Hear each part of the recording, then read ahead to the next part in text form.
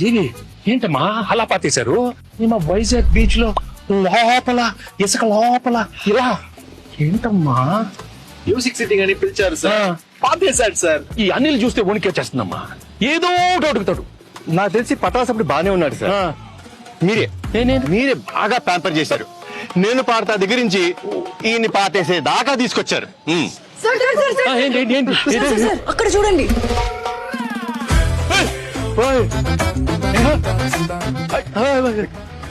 అనిల్ ఏంటి అనిల్ ఈ కత్తి? కత్తి లాంటి ప్రమోషన్ చేస్తున్నానని ఫ్యాన్స్ నా చేతిలో కత్తి పెట్టి, ఈ తలపాగా పెట్టి కాన్సెప్ట్ కింగ్ అని ఒక బిరుదు ఇచ్చారు సార్.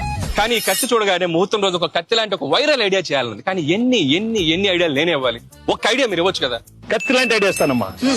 అప్పుడు కత్తి మీ చేతిలో ఉండాలి sir. Can I know that idea sir? I want to, I'm very curious. All the best. You want ideas? Nice idea.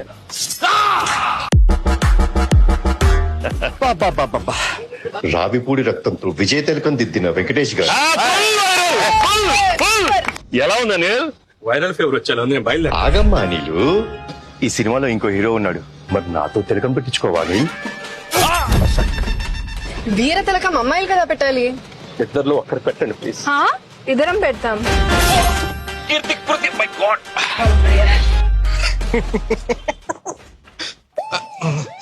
బాగా ఎంజాయ్ చేస్తున్నట్టు. జీవి గారు బ్రేక్ఫాస్ట్.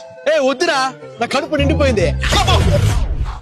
ఎంత రాయలసీమ బ్యాక్ డ్రాప్ అయితే మాత్రం మరీ అంత రక్తపాతం అవసరమా? మనది ఫ్యామిలీ బ్యాక్ డ్రాప్ ప్లీజ్.